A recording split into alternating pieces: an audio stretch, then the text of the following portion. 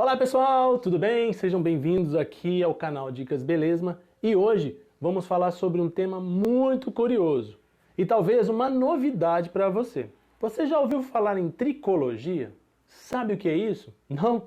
Já vou te adiantar que não tem nada a ver com fazer tricô, hein?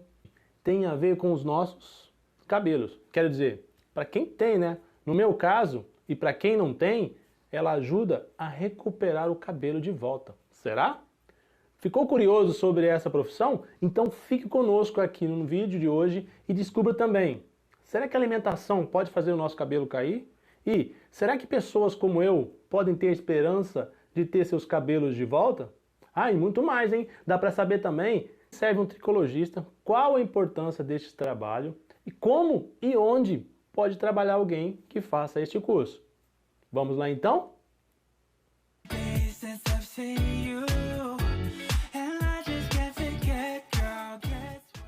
E aí pessoal, estamos de volta, beleza?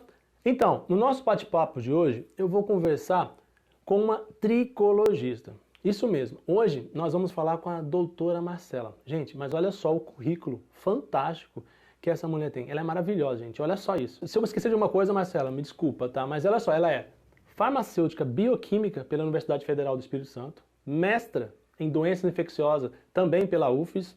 Ela é doutora, gente, em bioquímica pela Universidade Federal de Minas Gerais, terapeuta capilar da Associação Brasileira de Tricologia e agora ela está terminando mais uma pós-graduação em saúde estética. Ah, você acha que agarrou? Não. Como este vídeo não nos permite falar de todas essas suas qualificações, nós tivemos que escolher uma. E eu resolvi escolher essa bem curiosa, que a gente vai falar então sobre tricologia, sobre tricologista. E você acredita que ela também é formada em tricologia? Pois é. Tricologia clínica ela é formada. Além deste belíssimo currículo citado, ela agora vai tratar também dos nossos cabelos, ou da estética dos nossos cabelos. Então, seja bem-vinda, doutora Marcela Segato. Espero ter falado certinho o seu currículo, né? Tudo bem com você? Desde já agradeço aqui pela sua participação. Ei, Rodrigo, tudo bom? Obrigada pelo convite, pela apresentação carinhosa. Doutora, fala um pouco pra gente aí o que te motivou a ter esse currículo invejado, fantástico assim, e também já explica pro pessoal o que é que faz um tricologista, por favor. É um nome diferente, né? Até eu estou curioso para entender essa profissão. Explica pra gente aí, doutora. Bom, como o Rodrigo já falou, né?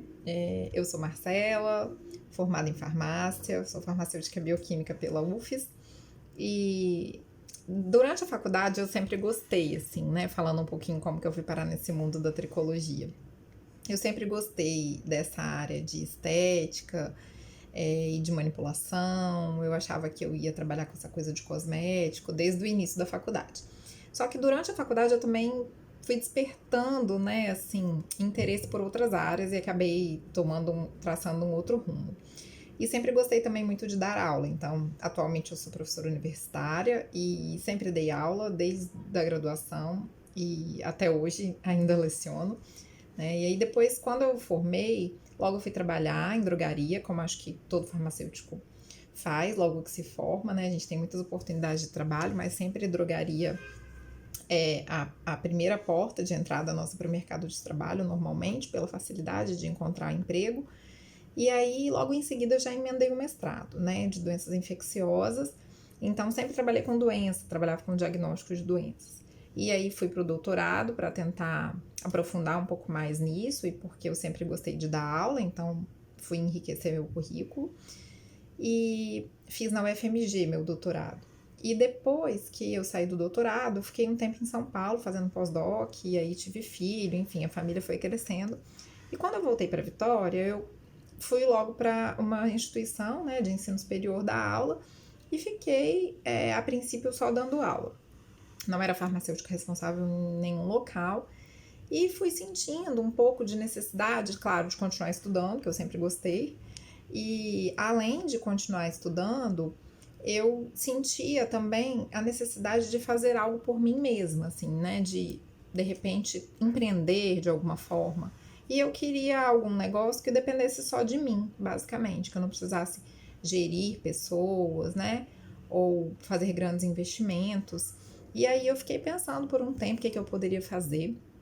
E diante das minhas habilidades pessoais e o que o mercado tinha, né, de promissor, eu estudei algumas áreas e fui conhecer a tricologia, né, que talvez para vocês também, né, o nome soe como uma novidade, mas é uma ciência muito antiga, né? Esse nome foi dado em 1900, mais ou menos, na Inglaterra, mas se a gente for olhar, tem relatos bíblicos já, né, da tricologia.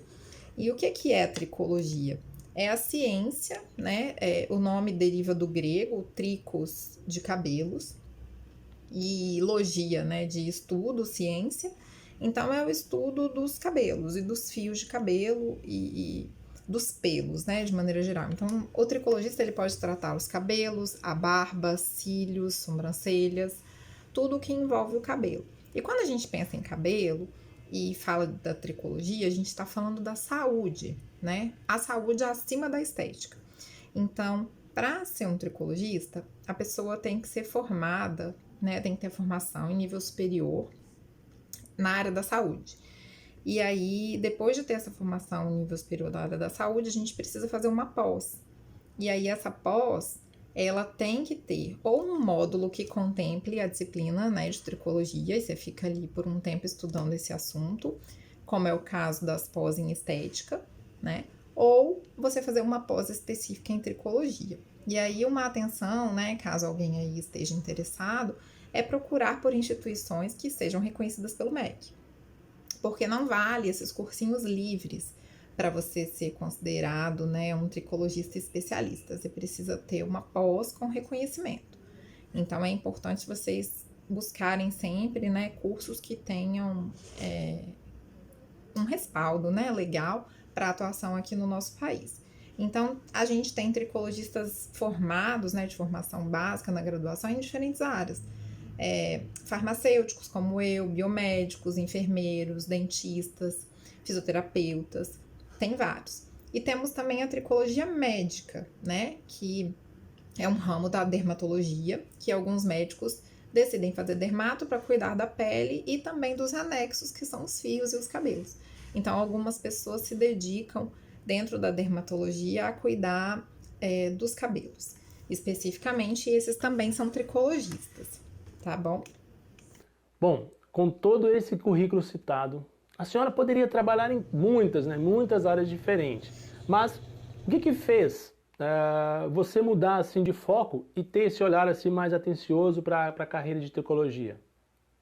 Bom, aí com relação à escolha, né, dessa área de atuação, eu comentei com vocês, né, que eu demorei um tempo para fazer a escolha e tudo. Então, assim, hoje eu continuo sendo professora universitária e, paralelamente, né, eu quis desenvolver uma carreira e fiz a escolha pela tricologia porque eu sempre gostei de cabelo, né? Apesar de trabalhar com doenças infecciosas, que tem total relação com o tratamento dos cabelos, né? Em algumas situações, como no caso das dermatites, a gente tem quase sempre a associação de micro-organismos. Eu sempre gostei de cabelo, porque primeiro sou cacheada, né? Então, quando a gente tem cabelo enrolado, a gente sabe da dificuldade que é cuidar dos fios, né? E tudo. É mais fácil, às vezes, você querer fazer uma química, alguma coisa, para deixar o cabelo mais fácil de lidar, mais liso, mais adestrado. E aí eu sempre gostei de ser cacheada e sei do trabalho que é isso. Então, como eu já tinha essa afinidade de cuidar do meu próprio cabelo, de gostar dessa área desde nova, então foi uma área que me despertou interesse. E aí, quando eu estava estudando, assim, né, com relação à estética, hoje eu também faço pós em estética, que eu acho que uma área complementa muito a outra, e eu escolhi esse ramo de atuação pela autonomia, né?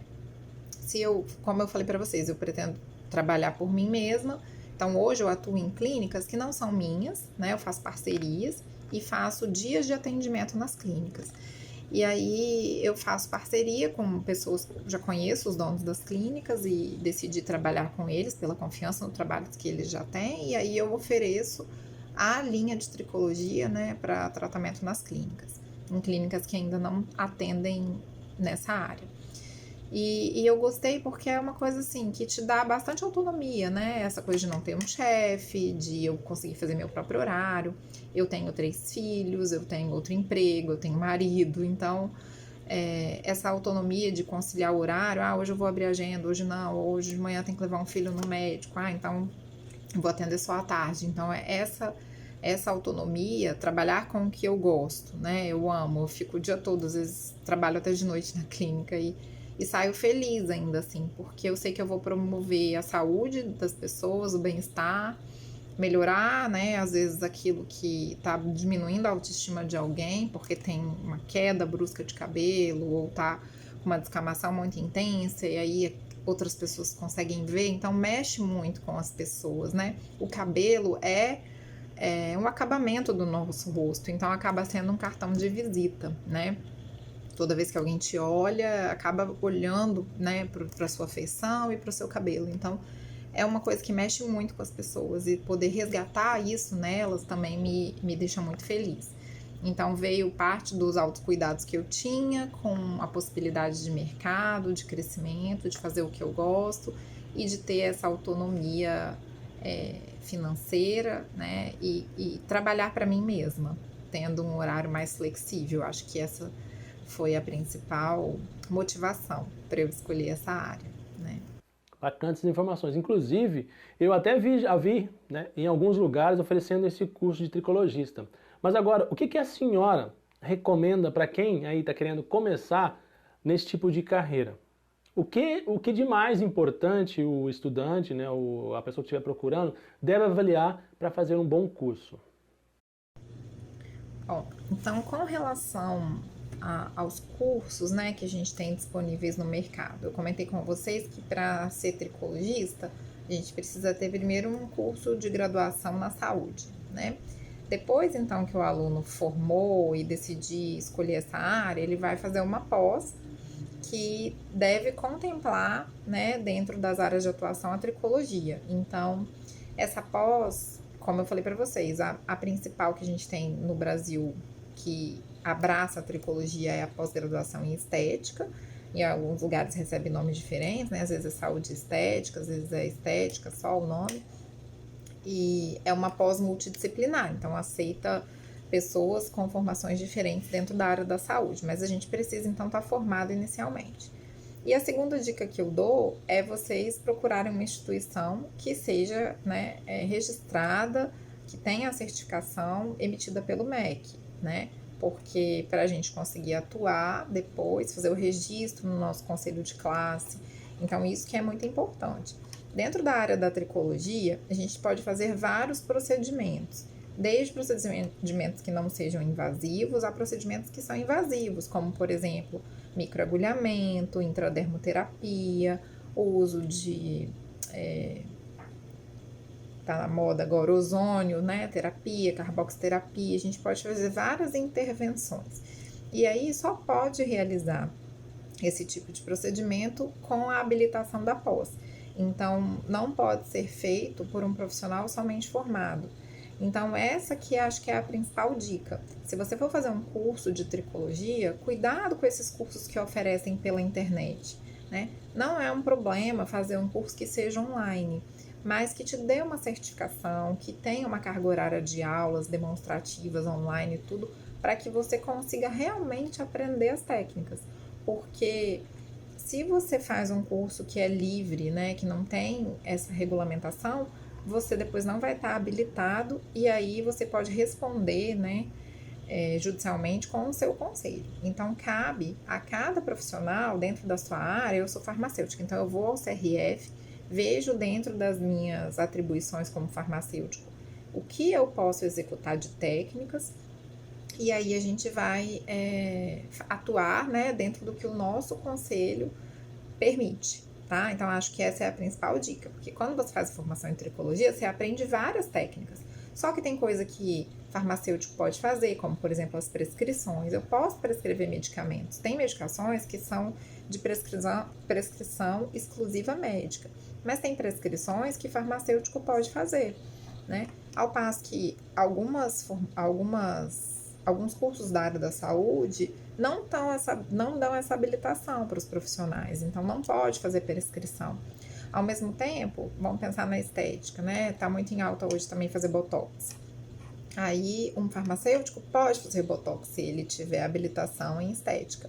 Enquanto que um fisioterapeuta, que antes podia, hoje não pode mais fazer. Então, eles estão brigando, né, no mercado, porque tem muitos junto ao conselho para ter de volta essa habilitação. Porque eles têm, né, formação em dermatofuncional. Então, assim, também é um profissional que está capacitado para realizar essa atividade. Mas, atualmente, não tem um respaldo legal para atuar. Então, a gente precisa estar sempre alinhado com o nosso conselho de classe para fazer o que é permitido dentro da nossa área. E a tricologia, ela é permitida para todos os profissionais da saúde, e o que vai, às vezes, limitar é o tipo de procedimento ou as prescrições que a pessoa vai fazer, o tipo de substância que pode usar nas clínicas, durante os atendimentos, porque vai de encontro com o que o conselho de classe permite, tá? Então, essa acho que é a dica mais importante. E a escolha do curso, né? Pesquisem antes se tem reclamações de alunos anteriores, ou você conhece alguém que já fez um curso, pergunta para quem fez, né? Eu sempre indico fazer cursos que sejam pela ABT, que é a Associação Brasileira de Tricologia, né? E também eu fiz um curso muito bom que se chama Tricoscience, que foi ofertado pela Finama, né? E foi um curso online também, que era muito bom. Então, a gente tem alguns cursos muito bons disponíveis atualmente, mas a gente tem que procurar, porque às vezes só o que aparece em propaganda de rede social pode não ser o melhor curso, né? Então, a gente tem que alinhar isso, o que a gente pode pagar, o tempo, qual a formação que dá e qual a habilitação que esse curso vai te permitir para você trabalhar direitinho, tá? E agora, doutora, o ser humano, sempre, né? A gente está sempre buscando aí o corpo perfeito, seja malhando muito em academias ou com dietas mirabolantes, inovadoras e etc. E nesta mesma linha de pensamento é que eu te pergunto agora relacionado ao nosso tema de hoje. A tricologia é só mais um método de melhorar a aparência? Ou seja, é só mais um conforto para aquelas pessoas que querem ficar mais bonitas? Ou também a tricologia pode ser bem útil para detectar algum tipo de doença, por exemplo? Bom, então o tricologista, né, como eu falei para vocês, ele vai cuidar da saúde, basicamente. Então, ele ajuda muito, né, no diagnóstico mais assertivo das situações que podem comprometer o nosso couro cabeludo. Porque o que acontece? Eu tinha falado um pouquinho sobre isso. Quando a gente tem um couro cabeludo saudável, a gente tem um cabelo crescendo normalmente, com uma velocidade adequada, com a espessura dos fios também adequada, saudável, e tudo vai promover a saúde e a beleza do cabelo. Quando a gente tem alguma doença no couro cabeludo, a gente pode ter vários prejuízos. A queda pode ser pontual, pode ter uma queda em placa. E tudo isso, às vezes, porque tem um agente causando esse distúrbio, né, um desequilíbrio no couro cabeludo. Pode ser uma questão emocional, pode ser uma privação de nutrientes, né, deficiência, às vezes, nutricional, causa problemas no cabelo, de afinamento, de queda, alterações hormonais. Então, é uma situação muito importante, né, fazer esse diagnóstico, conhecer bastante a história do paciente, ter os exames em mãos para a gente conseguir definir exatamente o que o paciente tem. Uma outra coisa que é muito importante de ser feita na consulta da tricologia é fazer a análise do couro cabeludo utilizando um equipamento próprio, que é o tricoscópio, né? Então, a tricoscopia, que é o exame realizado, é imprescindível durante a consulta da tricologia, porque nela a gente consegue ampliar a área do couro cabeludo, observando ali todos os folículos, que é onde o cabelo nasce, né? Onde vai ter o fio de cabelo saindo, e toda a área desse couro cabeludo, se tem alterações de oleosidade, se tem folículo viável ou não, que a gente pode estimular para promover o crescimento dos fios, se tem algum agente causando algum distúrbio ali infeccioso. Então, a gente consegue ver se está inflamado, se está ferido ou não. É indispensável fazer isso. Não existe tratamento de tricologia sem fazer esse exame na tricoscopia, que usa um microscópio. E aí a pessoa precisa ter, né, um certo conhecimento, e na área da saúde a gente faz muitas disciplinas, como a histologia, né, para entender essas análises em microscópio. Faz também parasitologia, microbiologia, e a gente pensa depois melhor num tratamento para isso. Então, o tricologista é um profissional da saúde por isso, né? Ele vai trabalhar ali nesse paciente ou em conjunto, numa equipe multidisciplinar, para promover a saúde, não só do cabelo, mas como um todo, né? E uma outra coisa importante é que, assim, para o desenvolvimento adequado dos nossos cabelos e dos fios do nosso corpo todo, o cabelo para o nosso organismo, ele não é um órgão vital. Então, eu sempre explico isso para os pacientes. Só vai chegar para o cabelo e para as unhas também, isso é uma verdade, o que sobra. Só vai ter energia para o cabelo crescer se sobrar energia depois que todas as funções do corpo foram estabelecidas. Só vai chegar nutriente para formar fio de cabelo se todo o corpo também já foi suprido, né? Então, a gente precisa ter mesmo energia e nutrientes de forma que sobre, né? Para que chegue para os fios de cabelo. Então, o cabelo é saldo, que a gente fala, né? E é importante ter esse equilíbrio, e às vezes isso precisa ser chegado junto com outros profissionais, né? Então, é uma ação conjunta, né? Quando a gente pensa numa pessoa que às vezes está desnutrido, está com uma deficiência mais severa, que envolve essa questão nutricional, a gente precisa encaminhar para um nutricionista, porque é essa pessoa que vai fazer, né, um tratamento mais adequado nesse sentido. Então, a gente também não pode sair, a gente consegue suplementar, eu como farmacêutica tenho posso, né, fazer isso, mas até um certo ponto, porque eu preciso também saber quando encaminhar um paciente para um profissional que é mais capacitado do que eu, porque ali o meu foco é tratar os cabelos, né? Então, mas é basicamente a promoção da saúde. Então, é muito interessante ver que quando você começa a tratar, o paciente fala, nossa, melhorou minha pele também, eu tô mais disposta, porque você tá promovendo a saúde de maneira geral, né? Não só do couro cabeludo dos fios, mas para o paciente como um todo. Agora, doutora, eu sempre costumo trazer aqui uma pergunta de algum seguidor ou de algum amigo. E essa pergunta vem lá de São Paulo. Meu amigo Dantas tem uma pergunta para você. Faz a pergunta aí, Dantas. Olá, doutora, tudo bem? Uma pergunta. A alimentação interfere no crescimento do cabelo ou na redução de queda? Minha pergunta é devido a chegando a uma idade para mim, eu tô ficando meio calvo, né? E eu queria ver contigo, você pode dar algumas dicas de alimentação que evita a queda ou que pode fortalecer os cabelos, tá bom? Obrigado. Bom, então, e com relação à dieta, né? O que a gente come afeta os nossos cabelos? Sim ou com certeza, né? Sim, né? Então, não tem como eu falei para vocês, o cabelo é o saldo, né? Então, se a gente tem uma alimentação que não é muito bacana, isso tudo se reflete sobre o cabelo, porque não vai chegar energia, não vai chegar os nutrientes adequados. O nosso cabelo, basicamente, ele é feito de proteína, né? Então, precisa de aminoácidos. Mas, além desses aminoácidos, né? Então, nós comemos muita carne, vai ter aminoácido para fazer o cabelo? Sim. Mas, além de aminoácidos, a gente precisa de vitaminas, né? Que vitaminas são muito importantes para o cabelo? A vitamina D, a vitamina A, também as vitaminas do complexo B, de bola, né, que são várias, tem B1, B2, B3, B5, B6, B12, a biotina. Então, a gente tem muitas dessas vitaminas e também alguns minerais, como silício, ferro, é indispensável para a gente ter energia adequada para a formação do cabelo. Então, são vários elementos e vitaminas que são muito importantes para que o cabelo nasça, cresça e se desenvolva de forma saudável, né? Para que a gente consiga, mulheres principalmente querem ter cabelos compridos, né? Se não fizer química, e esse cabelo vai se mantendo mais saudável por um tempo. Então, a gente precisa cuidar mesmo, porque o cabelo nasce daqui do couro cabeludo saudável.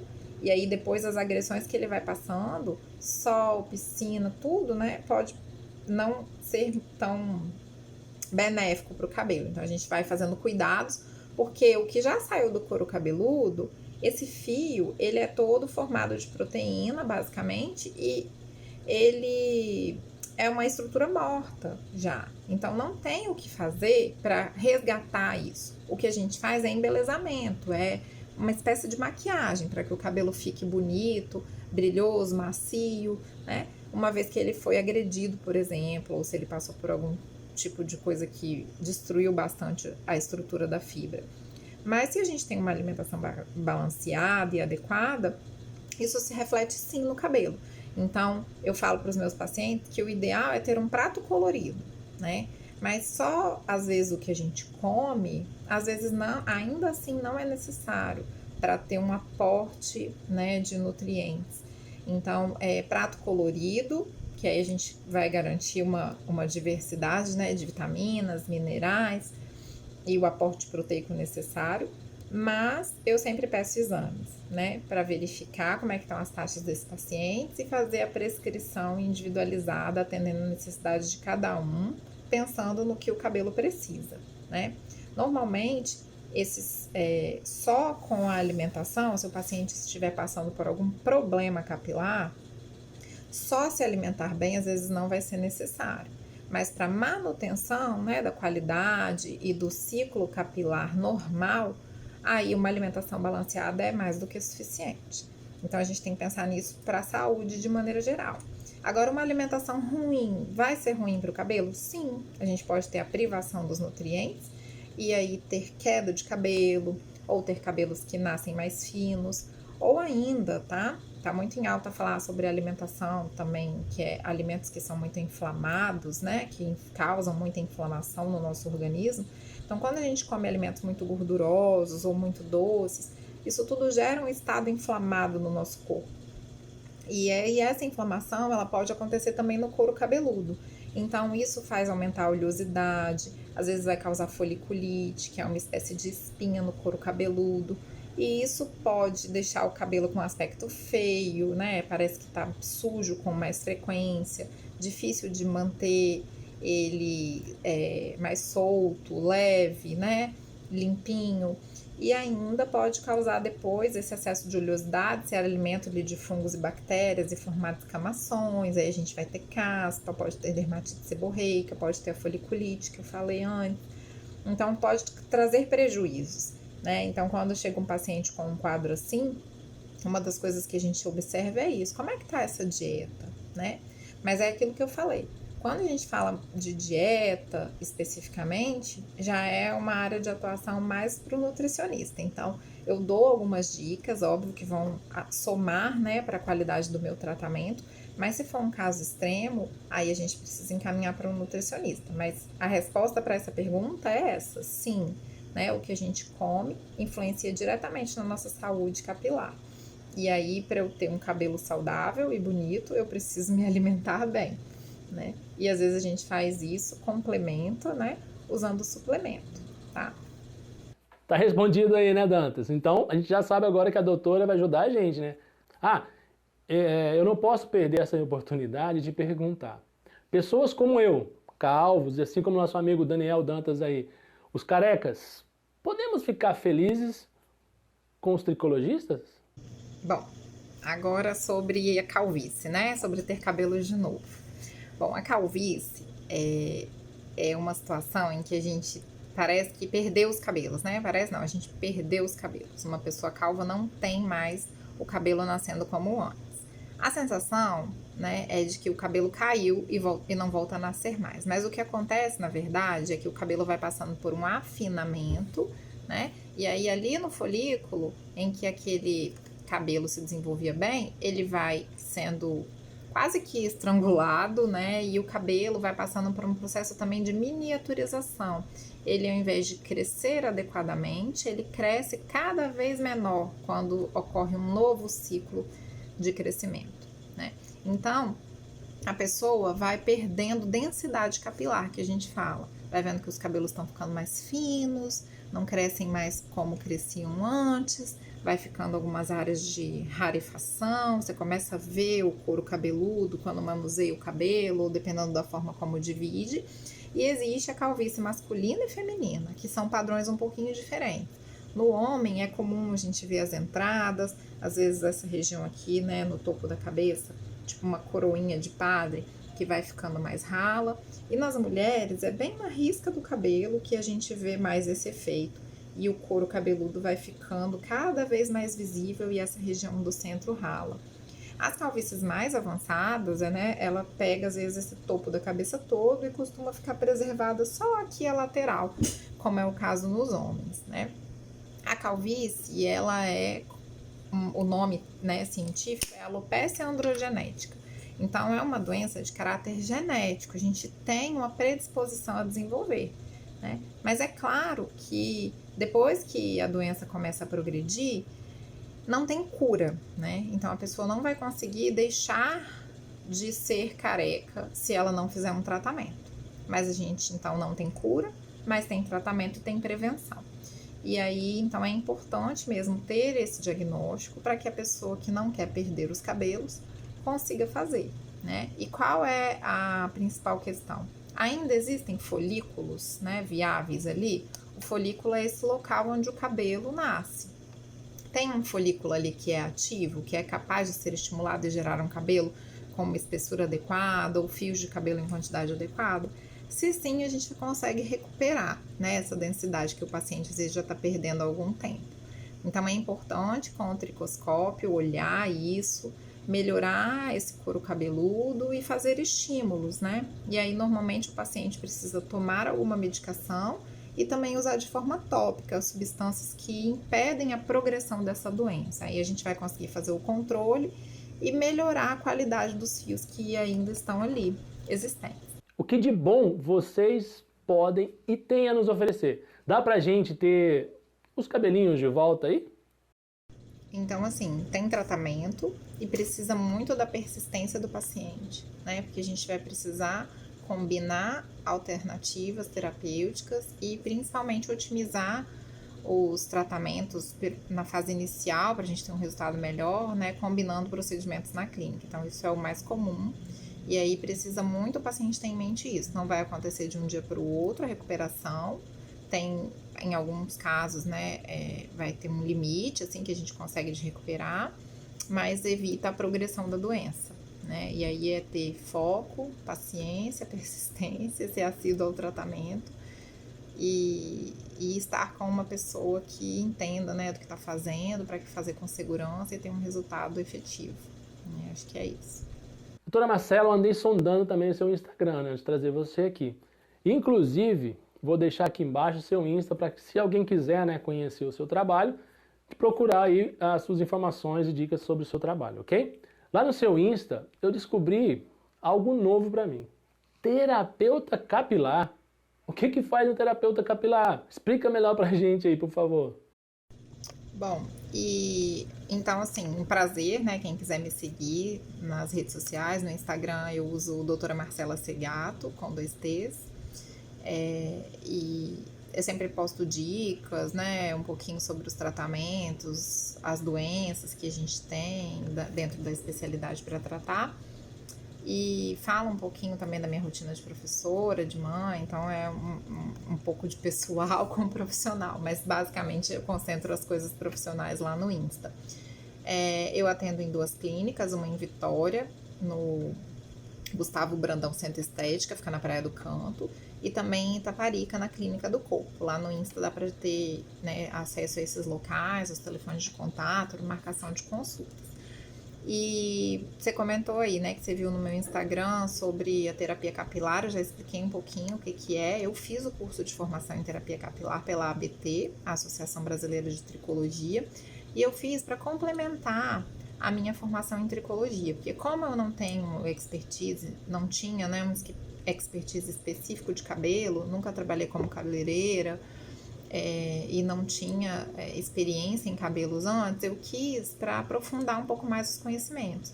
E às vezes para eu pensar no aconselhamento de cosméticos, para eu combinar terapias, então eu quis fazer um curso de formação para entender melhor e pensar num processo como um todo para o meu paciente. Mas a terapia capilar em si, ela vai buscar o todo, né? E aí devolver esse embelezamento, às vezes, que o paciente também quer para os fios. Então, eu faço um pouco isso para complementar o tratamento.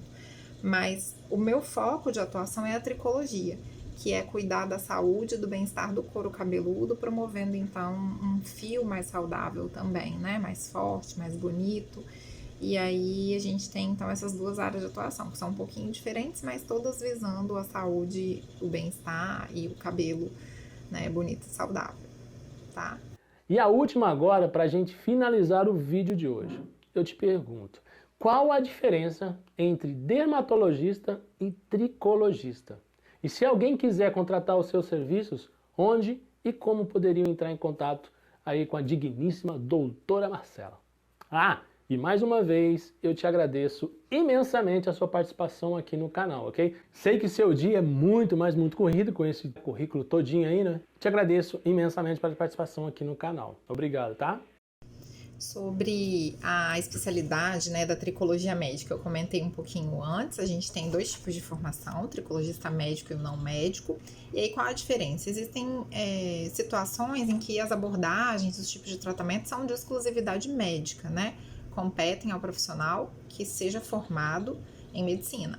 Então, exemplo, as alopécias que a gente chama de fibrosantes, né? São situações em que houve a destruição do folículo e a gente não vai conseguir mais ter uma recuperação do crescimento naquela área. Então, a alopécia frontal fibrosante, líquen planopilar, alguns casos de lúpus, também outras doenças assim que tenham relação com o sistema imune. São situações em que precisa de tratamento medicamentoso em que só médico pode prescrever. Então, o uso de antibióticos, o uso de corticoides, são casos em que precisa de um profissional médico fazer esse tratamento. Então, a gente precisa saber até onde a gente pode ir, né, para não ultrapassar o que o nosso conselho de classe permite e fazer um trabalho em conjunto. Então, a gente deve ter parceria com médicos dermatologistas para encaminhar pacientes. Eles também costumam, às vezes, não querer fazer algumas terapias, que às vezes para eles são mais simples e não é o carro-chefe deles, e aí eles encaminham para as nossas clínicas. Então, é comum a gente fazer essa parceria, né? Sem ultrapassar o limite de atuação da área do outro. Tem campo para todo mundo, gente. Tem muita gente ficando careca, tem muita gente perdendo cabelo, tem muita gente procurando a saúde capilar. Então, assim, acho que com a pandemia a gente teve esse olhar, né, mais de autocuidado, de se cuidar, de se amar, e acho que as pessoas passaram a ter mais atenção, né, que essas pequenas coisas fazem diferença.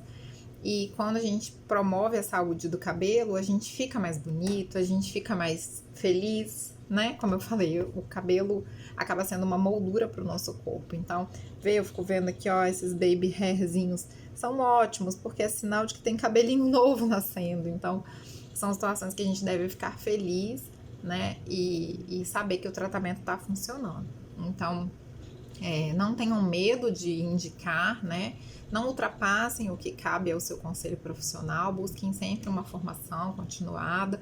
Acho que essa é a principal dica, porque mercado tem para todo mundo, né? Para as pessoas que querem trabalhar bem, direitinho. E desejo sucesso a todos. Agradeço novamente a participação, a oportunidade de falar um pouquinho sobre a tricologia. Tem muita coisa para falar, mas espero que tenha ficado claro para todo mundo. Obrigada pelo convite e fica a dica para vocês seguirem, né, no meu canal profissional, doutora Marcela Segato. Lá tem meus contatos profissionais, tem as clínicas onde eu atuo. Será um prazer, né, tirar mais dúvidas, discutir com colegas que já atuem na área. Se precisar de alguma coisa, a gente está à disposição.